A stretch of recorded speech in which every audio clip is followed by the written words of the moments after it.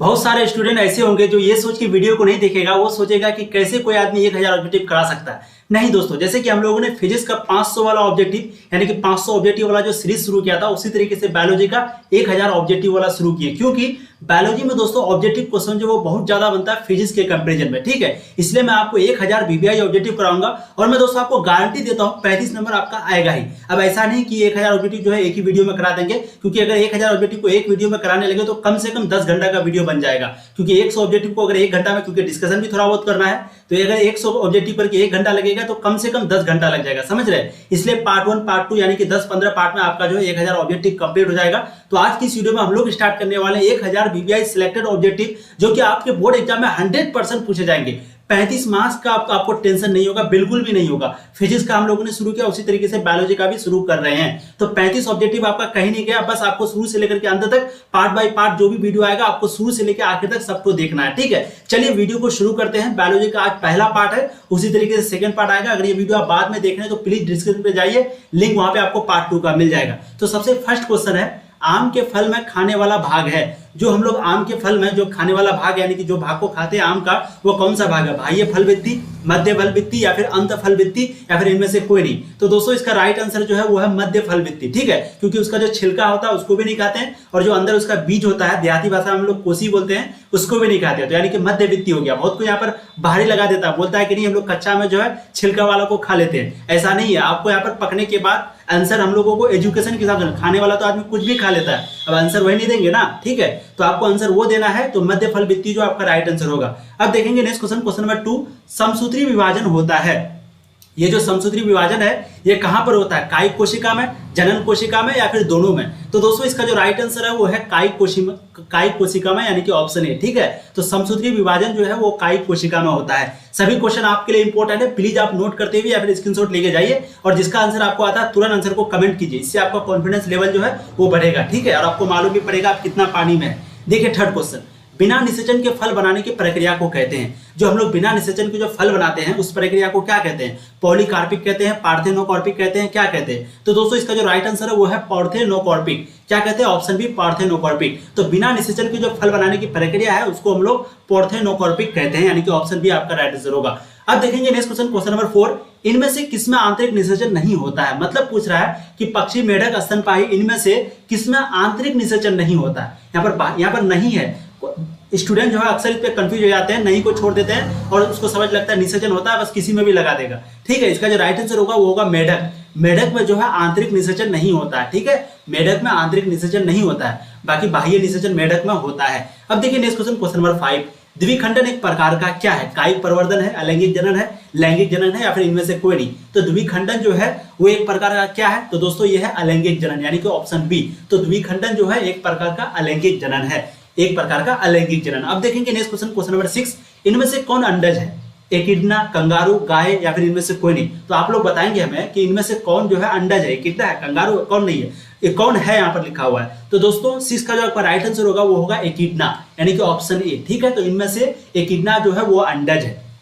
अब देखिए एकिडना अंडज है। ठीक है, अब देखिए नेक्स्ट क्वेश्चन, क्वेश्चन नंबर आपका हो जाएगा 7, इनमें से पूरे जीवन में एक ही बार पुष्पित होते हैं, यानी कि पूरे जीवन भर में सिर्फ एक ही बार पुष्पित होता है, कौन? बांस, आम, या फिर तार का पेड़, जो हम लोग तार मतलब होता है। ठीक है, तो इसका जो राइट आंसर हो जाएगा वो है बांस।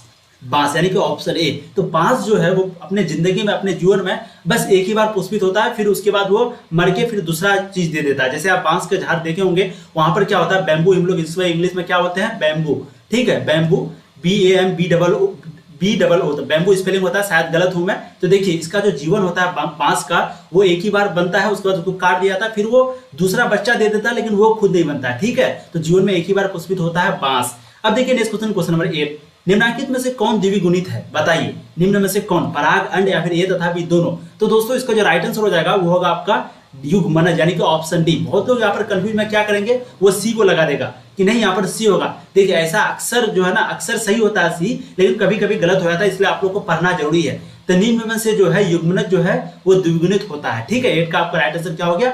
डी। अब देखिए नेक्स्ट क्वेश्चन, क्वेश्चन नंबर 9, किस फल का बीज चोल मतलब कि बीज चोल खाया जाता है? मतलब सिंपली पूछ रहा है कि कौन सा फल है जिसका हम लोग बीज को खा सकते हैं। ये आपको क्वेश्चन पूछ रहा है, शरीफा का, लीची का, या फिर जायफल का, या फिर इनमें से सभी का? तो दोस्तों इसका जो राइट आंसर हो जाएगा वो हो जाएगा इनमें से सभी का। ठीक है, तो शरीफा का भी, लीची का भी और जायफल का भी जो है बीज को खाया जाता है, खाया जा सकता है, जरूरी नहीं सब कोई खाता होगा। ठीक है, अब देखिए नेक्स्ट क्वेश्चन नंबर 10। सब समयुग्मकी पाई जाती है। आप लोग बताइए ये जो समयुग्मकी है ये कहां पर पाई जाती है? सवाल में, आवृत्त बीजी में, या फिर अनावृत्त जीवी में? यहाँ जीवी लिखा हुआ, सॉरी ये जीवी लिखा हुआ, मैं भी कंफ्यूज हो गया। यहाँ पर आवृत्त जीवी लिखा हुआ और यहाँ पर अनावृत्त जीवी है, या फिर इनमें से सभी। तो दोस्तों बताइए ये जो समयुग्मकी है ये कहां पर पाई जाती है? तो इसका जो राइट आंसर हो जाएगा वो हो जाएगा शैवाल, यानी कि ऑप्शन ए।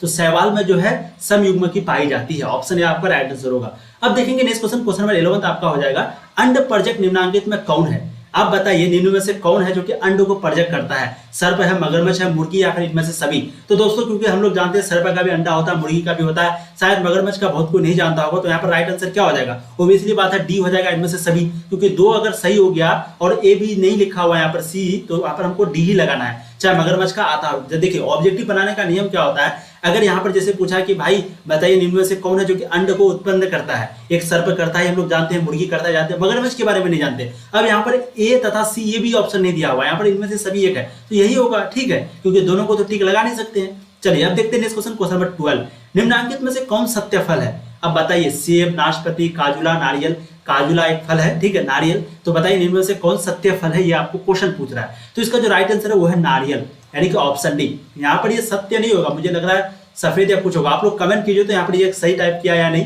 क्योंकि मुझे भी थोड़ा बहुत कंफ्यूज हो रहा है। लेकिन राइट आंसर जो इसका डी ही है, राइट आंसर बिल्कुल डी, नारियल है। अब देखेंगे next question, question number 13। 10th class में भी आप लोग इसको पढ़े हैं कि मुकुलन के द्वारा जनन किसमें होता है? हम लोग पढ़े हैं, बताइए किसमें होता है? यीस्ट में, पैरामीशियम में, पेनिसिलियम में, या फिर इनमें से सभी में? तो दोस्तों ऑब्वियसली बात है इसका जो राइट आंसर होगा वो होगा यीस्ट में, यानी कि ऑप्शन सी। तो मुकुलन के द्वारा जो जनन है वो यीस्ट में होता है। ठीक है, तो राइट आंसर आपका हो जाएगा सी। अब देखिए नेक्स्ट क्वेश्चन, क्वेश्चन नंबर 14। निम्नलिखित में से कौन मिथ्या फल है? सेब, आम, केला, या फिर इनमें से कोई नहीं? तो कौन है जिनमें से जो कि मिथ्या फल है? सेब है, आम है, केला है? तो दोस्तों इसका जो राइट आंसर हो जाएगा वो हो जाएगा सेब, यानी कि ऑप्शन ए।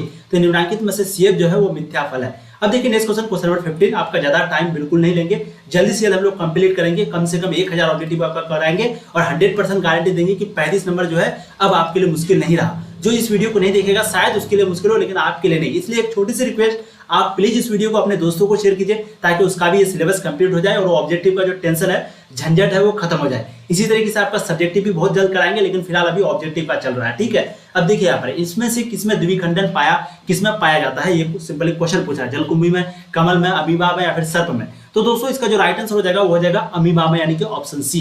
तो निम्न में से जो है अमीबा में क्या पाया जाता है? आपका द्विखंडन पाया जाता है। अब देखेंगे नेक्स्ट क्वेश्चन, क्वेश्चन नंबर 16।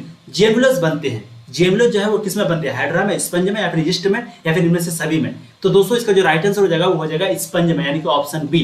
तो जेमुलस जो है वो स्पंज में बनता है। ठीक है, अब देखेंगे नेक्स्ट क्वेश्चन, क्वेश्चन नंबर 17। लीची का खाया जाने वाला भाग क्या कहलाता है? ये क्वेश्चन भी बहुत बार पूछा गया है। तो लीची का जो हम लोग भाग खाते हैं, उस भाग को, सफेद वाला भाग को, उसको वो क्या कहलाता है? उसको क्या कहते हैं? इसका जो राइट आंसर है वो है बीज चोल, यानी कि ऑप्शन डी। क्या है? बीज चोल। तो लीची का खाया जाने वाला भाग बीज चोल कहलाता है, बीज चोल। अब देखेंगे नेक्स्ट क्वेश्चन, क्वेश्चन नंबर 18। बिना निषेचन के फल निर्माण को क्या कहते हैं? हम लोग जो बिना निषेचन का जो फल निर्माण होता है उसको क्या कहते हैं? अपयुग्मन बात कहते हैं, या फिर असंग जनन कहते हैं, या फिर अनिषेक जनन कहते हैं, या फिर इनमें से सभी? ये आपको ऑप्शन दिया जा रहा है। तो दोस्तों इसका जो राइट आंसर हो जाएगा वो हो जाएगा आपका अनिषेक जनन। क्या है? अनिषेक जनन। ठीक है, तो राइट आंसर आपका ऑप्शन सी हो जाएगा 18 का। तो बिना निषेचन के जो फल निर्माण है उस विधि को, यानी कि उस विधि को हम लोग क्या कहते हैं? अनिषेक जनन कहते हैं। अब देखिए नेक्स्ट क्वेश्चन, क्वेश्चन नंबर 19। निम्नलिखित में से सही का चुनाव करें। तो आपको यहाँ पर पूछ रहा है कि सही का चुनाव, यानी कि सही ऑप्शन चुनने के लिए कह रहा है। बोलिए स्पोंज का जुस्पोर, या फिर पेनिसिलियम में जिम्यूलस, या फिर शैवाल में कोनिडिया, या फिर हाइड्रा की कलिका, यानी कि बड, इंग्लिश में उसको क्या बोलते हैं? बड। तो दोस्तों इसका जो राइट आंसर है, जैसे कि हम लोगों ने अभी तुरंत देखा, जेमुलस, पेनिसिलियम जो है वो जेमुलस में नहीं होता है। ठीक है, तो ये कहते हैं गलती हो गया, शैवाल में कोनिडिया है तो होगा ही नहीं। अब यहाँ पर दो ऑप्शन में हम लोग कंफ्यूज है, लेकिन इसका जो राइट आंसर हो जाएगा वो हो जाएगा आपका ऑप्शन डी, हाइड्रा की कलिका। तो निम्नलिखित में से सही का चुनाव करने के लिए कह रहा, तो राइट आंसर आपका ऑप्शन डी हो जाएगा, हाइड्रा की कलिका। ठीक है, 19 का आपका राइट आंसर डी। अब देखेंगे नेक्स्ट क्वेश्चन, क्वेश्चन नंबर 20। ईख, जिसको हम लोग इंग्लिश में क्या बोलते हैं? Sugar cane. क्या बोलते हैं? Sugar cane. ईख, शुगर केन में जो ग्राफ्टिंग नहीं हो सकता है, क्योंकि जो ईख है उसमें ग्राफ्टिंग नहीं हो सकता है, नहीं होता है। क्योंकि क्यों नहीं होता है? आपको रीजन यहाँ पर पूछ रहा है, कारण पूछ रहा है। तो इसका जो राइट आंसर हो जाएगा दोस्तों वो है वेस्कुलर बंडल्स बिखरे होते हैं। वेस्कुलर बंडल जो है वो बिखरे होते हैं, जिसके कारण हम लोग ईग का ग्राफ्टिंग नहीं कर सकते हैं। तो राइट आंसर आपका ऑप्शन ए हो जाएगा 20 का। अब देखेंगे नेक्स्ट क्वेश्चन, क्वेश्चन नंबर 21, किसके लिए लैंगिक प्रजनन जिम्मेदार है? तो बताइए, यहां पर पूछ रहा है कि द्विगुणित अवस्था को बनाने के लिए या फिर आइडेंटिकल यंग वंश के सृजित हेतु के लिए या फिर विकासवाद में कोई भूमिका नहीं, या फिर एक गुणत यानी कि जिसको हम लोग इंग्लिश में बोलते हैं हैप्लॉइड अवस्था को बनाने हेतु के लिए। यहाँ पर सिंपली क्वेश्चन पूछ रहा है कि लैंगिक प्रजनन जो है किसके लिए जिम्मेदार है निम्न में से, ठीक है। तो इसका जो राइट आंसर हो जाएगा वो हो जाएगा द्विगुणित अवस्था को बनाने के लिए, यानी कि ऑप्शन ए। तो किसके लिए लैंगिक प्रजनन जिम्मेदार है? द्विगुणित अवस्था को बनाने के लिए। अब देखिए next question, question number 22, Pudin जिसको हम लोग इंग्लिश में बोलते हैं मिंट, ये कायिक प्रवर्धन करता है किसका? शकर का, रनर का, या फिर ऑफसेट का, या फिर राइजोम का, यानी कि परकन भूस्तरी, ऊपरी भूस्तरी या फिर अंत भूस्तरी, चारों दिया हुआ। तो बताइए पुदीन जो है, पुदीना पुदीना बोलता है वो नहीं, यहाँ पर पुदीन मिंट है, ठीक है। तो ये जो कायिक प्रवर्धन करता है किसका करता है? तो दोस्तों इसका जो राइट आंसर हो जाएगा वो हो जाएगा आपका अंतर्भूस्तरी। क्या है? अंतर्भूस्तरी, जिसको हम लोग इंग्लिश में लिखते हैं ऑप्शन ए आपका राइट आंसर होगा, इंग्लिश में बोलते हैं शकर। तो पुदीन कायिक प्रवर्धन करता है अंतर्भूस्तरी का, यानी कि शकर का। अब देखिए नेक्स्ट क्वेश्चन, क्वेश्चन नंबर 23, कुकुर जिसको हम लोग बोलते हैं डॉग का संभावित जीवन काल होता है। ये क्वेश्चन भी पूछा गया, जब भी आप लोग पार्क में जाएंगे तो ये सब कुछ लिखा हुआ रहता है कि डॉग का कितना साल जीवन है, शेर का कितना साल है, इसी तरीके से, ठीक है। तो यहाँ पर देखिए, यहाँ पर क्वेश्चन पूछ रहा है कि जो डॉग है यानी कि कुत्ता है, कुकुर, ठीक है, उसका संभावित जीवन काल जो कितना होता है? 20 वर्ष, 15 वर्ष, 10 वर्ष या फिर 5 वर्ष। तो बहुत लोग पालते होंगे, आप लोग को आंसर इसका आना चाहिए, काफी इंपॉर्टेंट क्वेश्चन है। इसका जो राइट आंसर है वो है 20 वर्ष। लेकिन एवरेज 20 वर्ष है। जैसे कि आदमी के बारे में कहा जाता है कि भाई 60 वर्ष तक जीता है, लेकिन कोई कोई एक्सेप्शन में 80-90 तक भी चले जाता है, वो अलग बात है। यहाँ पर भी एवरेज में 20 वर्ष आपको राइट आंसर देना है। तो कुकुर का यानी कि कुत्ते का जो संभावित जीवन काल है वो 20 वर्ष तक ही जीता है एवरेज।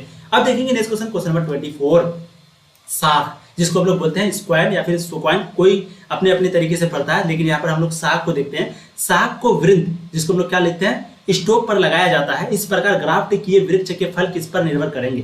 ये जो साग को वृंद पर लगाया गया, इस प्रकार ग्राफ्ट किए जो वृक्ष है इस फल के किस पर निर्भर करेंगे? साग पर, वृंद पर, या फिर ये भी दोनों पर। तो दोस्तों इसका जो राइट आंसर है, थोड़ा बैकग्राउंड वॉइस आ रहा होगा बट आप लोग ध्यान दीजिए, 24 का जो राइट आंसर हो जाएगा वो हो जाएगा साग, यानी कि ऑप्शन ए, ठीक है। चलिए अब नेक्स्ट क्वेश्चन को चलते हैं, क्वेश्चन नंबर आपका 25 आ जाएगा। तो क्वेश्चन नंबर 25 कह रहा है कि अगुणित कोशिकाओं के संलयन की प्रक्रिया को क्या कहते हैं? ये जो अगुणित कोशिकाओं के संलयन की प्रक्रिया है, इस प्रक्रिया को हम लोग क्या कहते हैं? आपको ये क्वेश्चन पूछ रहा है। इसका जो राइट आंसर हो जाएगा वो हो जाएगा आपका संयुग्म, यानी कि सिनगेमी, ठीक है, ऑप्शन डी संयुग्म। तो अगुणित कोशिकाओं के संलयन की प्रक्रिया को जो है संयुग्मन कहते हैं, ठीक है, संयुग्मन कहते हैं, यानी कि इंग्लिश में उसको बोलते हैं सिनगेमी। चलिए अब नेक्स्ट क्वेश्चन को चलते हैं। क्वेश्चन नंबर आपका हो जाएगा 26, डैश में पत्तियों के खंडों द्वारा कायिक प्रजनन होता है। यहाँ पर क्वेश्चन देखिए 26 नंबर क्या बोल रहा है कि डैश में पत्तियों के खंडों द्वारा कायिक प्रजनन होता है। तो अब यहाँ पर आप लोग आंसर कमेंट करेंगे, क्योंकि ये क्वेश्चन काफी इंपॉर्टेंट है। और इस तरीके का क्वेश्चन पहले फिल इन द ब्लैंक्स में पूछा जाता था बिहार बोर्ड में, लेकिन अब वैसा नहीं है। अब आपको ऑब्जेक्टिव में इसी तरीके से पूछा जाएगा, ठीक है। और चाहे आप कोई भी बोर्ड से, इससे कोई मतलब नहीं बनता, क्योंकि ऑब्जेक्टिव जो है, अब यही ऑब्जेक्टिव कोई कोई बोर्ड में क्या होगा, वहां पर ये 4 ऑप्शन नहीं देगा, बस अति लघु में पूछ देगा, इसलिए कोई टेंशन नहीं है। बाकी आप चाहे कोई भी बोर्ड से, यहाँ पर क्वेश्चन क्या पूछ रहा है वो देखते हैं। डैश में पत्तियों के खंडों द्वारा कायिक प्रजनन होता है। तो दोस्तों यहाँ पर जो इसका आंसर होगा 26 का वो होगा बायोफिल्म एवं केलेंचोए। क्या लिखा हुआ? बायोफिल्म एवं केलेंचोए। तो राइट आंसर आपका ऑप्शन बी हो जाएगा। तो बायोफिल्म एवं केलेंचोए में जो है पत्तियों, इसका जो पत्तियों में क्या होता है? खंडों द्वारा कायिक प्रजनन होता है। अब देखिए नेक्स्ट क्वेश्चन, क्वेश्चन नंबर 27, रात में खिलने वाला पुष्प साधारणतः क्या होता है? हल्के होते हैं, छोटे होते हैं, चमकीले रंगों वाले होते हैं, या फिर गच्छों में खिले होते हैं? मतलब कह रहा है कि भाई जो रात में जो खिलता है, जो फूल जो खिलता है, जो पुष्प जो खिलता है, वो क्या होता है? हल्का होता है, छोटा होता है, या फिर बंडल में होता है, गुच्छा में होता है, या फिर चमकीले रंगों वाला होता है? तो देखिए दोस्तों इसका जो राइट आंसर हो जाएगा वो हो जाएगा छोटे होते हैं, यानी कि ऑप्शन बी। तो जो रात में जो भी पुष्प खिलते हैं वो अक्सर क्या होता है? साधारण क्या होता है दोस्तों? वो छोटे होता है। अब देखेंगे नेक्स्ट क्वेश्चन, क्वेश्चन नंबर 28, उभयलिंगी प्राणी है। बताइए निम्न में से कौन उभयलिंगी प्राणी है? मुर्गी, सांप, या फिर दोनों, या फिर केचुआ? तो इसका जो राइट आंसर है वो है आपका केचुआ। 10th क्लास में भी लोग पढ़े हैं, ठीक है, केचुआ, यानी कि ऑप्शन डी, केचुआ जो है वो उभयलिंगी प्राणी होता है। देखिए नेक्स्ट क्वेश्चन, क्वेश्चन नंबर 29, निम्न में से कौन द्विगुणित संरचना है? बताइए निम्न में से कौन द्विगुणित संरचना है? अंडाणु, शुक्राणु, युग्मनज, या फिर इनमें से सभी? तो दोस्तों इसका जो राइट आंसर है 29 का वो आप लोग कमेंट करेंगे, क्योंकि एक क्वेश्चन आप लोगों के लिए छोड़ते हैं, आप लोग कमेंट नहीं करते हैं, मुझे सही नहीं लगता है, इसलिए आप लोग प्लीज कमेंट करें कि निम्न में से कौन द्विगुणित संरचना है। तो अंडाणु है, शुक्राणु है, युग्मनज है, या फिर इनमें से सभी, ये आप लोग कमेंट करके मुझे बताएंगे। इसका आंसर मैं नेक्स्ट पार्ट में आपको बताऊंगा। क्वेश्चन नंबर 29 याद रखिएगा, ठीक है। अब देखिए नेक्स्ट क्वेश्चन, क्वेश्चन नंबर 30, जन्म से लेकर प्राकृतिक मृत्यु के बीच की अवस्था को कहते हैं। एक जन्म से लेकर के प्राकृतिक मृत्यु के बीच, नेचुरल जो डेथ होता है यानी कि मौत तक, जन्म से लेकर के मौत के बीच का जो अवस्था है उसको हम लोग क्या कहते हैं? जीवन काल, जीवन चक्र। इसमें लोग अक्सर कंफ्यूज होते हैं, ठीक है। इसका जो राइट आंसर हो जाएगा वो हो जाएगा आपका जीवन काल, जीवन काल, ठीक है। तो जन्म से लेकर जब आप पैदा हुए और मरने तक उस जीवन को हम लोग क्या कहते हैं? जीवन काल। अब देखिए नेक्स्ट क्वेश्चन, क्वेश्चन नंबर 31, आकारिकी तथा आनुवंशिकी रूप से समान जीवों को कहते हैं। मतलब पूछ रहा है कि आकारिकी और आनुवंशिकी के रूप से समान जीवों को क्या कहते हैं? क्लोन, सोमा क्लोन, यानी कि एक आकार से और एक आनुवंशिक रूप से वो दोनों जीव जो है समान है। अब उस जीव को हम लोग क्या कहेंगे? ये क्वेश्चन पूछ रहा है। इसका जो राइट आंसर होगा वो होगा क्लोन, यानी कि ऑप्शन ए। बहुत सारे जो एंड्रॉइड मोबाइल यूज करते हुए उसको, वैसे तो आप एंड्रॉइड मोबाइल यूज करते हैं, मैं ये कह रहा हूँ कि कोई कोई ऐप होता है जिसका क्लोन बनाया जाता है। जैसे कि पहले क्या होता था, व्हाट्सएप का 2-3 ऐप मिलता था, तो व्हाट्सएप ओरिजिनल हो गया और उसके साथ जो मिलता है उसको क्लोन बोलते हैं, ठीक है। इसी को क्लोन, यानी कि एक जैसा जीव, एक जैसा आनुवंशिक और एक जैसा आकार होता है, तो उन जीव को हम लोग क्लोन बोलते हैं। क्या बोलते हैं? क्लोन। इंग्लिश में लिखते हैं CLONE, क्लोन, ठीक है। चलिए ऑप्शन ए आपका राइट आंसर होगा। अब देखेंगे next question, question number 32, amoeba में प्रजनन किस प्रकार होता है? कोनिडिया, कलिया, उसके बाद एक लिखा हुआ जिम्यूल्स या फिर द्विखंडन द्वारा। जो अमीबा में जो प्रजनन होता है, हम लोग 10th क्लास में पढ़े अमीबा में प्रजनन किस प्रकार होता है। तो दोस्तों इसका जो राइट आंसर हो जाएगा वो हो जाएगा द्विखंडन द्वारा, यानी कि ऑप्शन डी। तो अमीबा में जो प्रजनन है वो द्विखंडन द्वारा होता है, ठीक। अब देखेंगे next question, question number 33, Penicillium में प्रजनन होता है कैसे? कलिका द्वारा, विखंडन द्वारा या फिर जेम्यूल। तो यहाँ पर आप लोग को कंफ्यूज नहीं होना, अमीबा में जो है द्विखंडन द्वारा होता है और वहीं पे पेनिसिलियम का पूछ दे, ठीक है। तो यहाँ पर भी इसका राइट आंसर क्या होगा? कोनिडिया। क्या हो जाएगा? कोनिडिया। तो पेनिसिलियम में जो प्रजनन है वो कोनिडिया द्वारा होता है, यानी कि 33 का आपका राइट आंसर ऑप्शन डी होगा और 32 का भी डी होगा, द्विखंडन द्वारा। अमीबा में द्विखंडन, पेनिसिलियम में कोनिडिया। इसमें लोग अक्सर कंफ्यूज होते हैं, यही राइट आंसर आपका होगा। अब देखेंगे नेक्स्ट क्वेश्चन, क्वेश्चन नंबर 34, मासिक चक्र किसमें होता है? बंदर में, कपि में, मानव में या फिर सभी में? तो दोस्तों मासिक चक्र जो होता है वो किसमें होता है? तो बहुत लोग यहाँ पर मानव बोलेंगे, क्योंकि सही बात है, मानव में तो होता ही है, और कपि और बंदर के बारे में हम लोग जानते ही नहीं है। लेकिन इसका जो राइट आंसर है वो है आपका ऑप्शन डी, सभी में। तो मासिक चक्र जो है वो सभी में होता है। अब देखेंगे नेक्स्ट क्वेश्चन, क्वेश्चन नंबर आपका हो जाएगा 35, जो कि यहाँ पर एंड हो रहा है इस सीरीज का। अब हम लोग 35 यहाँ पर क्वेश्चन है रखा हुआ, करवा देते हैं। देखिए 35 जो क्वेश्चन है क्या है? निम्नलिखित में से किसमें ऑस्ट्रस साइकिल नहीं होता है? बताइए निम्न में से कौन है जिसमें ऑस्ट्रस साइकिल नहीं होता है? तो 35 का जो राइट आंसर हो जाएगा बंदर की। तो बंदर में जो है ऑस्ट्रिच साइकिल नहीं होता, ठीक है। तो दोस्तों यहाँ पर आपका ये जो है पार्ट 1 सीरीज कंप्लीट होता है। पार्ट 2 नेक्स्ट वीडियो में पार्ट 2 करेंगे और वहां पर जो है आपको पार्ट 2 में 36 से शुरू करेंगे। कितना से? 36 क्वेश्चन से शुरू करेंगे। इसी तरीके से आपका 15-20 वीडियो में 20-25 जितना भी वीडियो में आपका 1000 हो सकता है, किसी में 50 ऑब्जेक्टिव करवा दे, किसी में 60 करवा दे, तो आपका 15 से 20 वीडियो में 1000 ऑब्जेक्टिव कंप्लीट करवा देंगे। और मैं आपको गारंटी देता हूं, अगर आप ये 1000 ऑब्जेक्टिव को कर लेते हैं तो आपका 35 में से 35 मार्क्स कोई नहीं लेके जाएगा और आपको ऑब्जेक्टिव का टेंशन लेना ही नहीं है। हो सकता है इसी ऑब्जेक्टिव की वजह से कई सब्जेक्टिव आपका बन जाए, ठीक है। तो आपको बस सभी सीरीज को देखना है, पार्ट 2 पार्ट 1। पहले बार अगर चैनल पे जुड़े हैं तो प्लीज सब्सक्राइब कर लीजिए, ताकि जो भी वीडियो पार्ट 2 पार्ट 3 डलेगा आपको आ जाएगा। और मैंने फिजिक्स का पहले ऑलरेडी वीडियो अपलोड कर दिया है, ठीक है। उसी तरीके से केमिस्ट्री का भी जल्द आ रहा है, आप लोग जरूर देखिएगा। चलिए फिर मिलेंगे नए वीडियो में, तब तक के लिए आप लोग पढ़ाई करते रहिए। All the very best.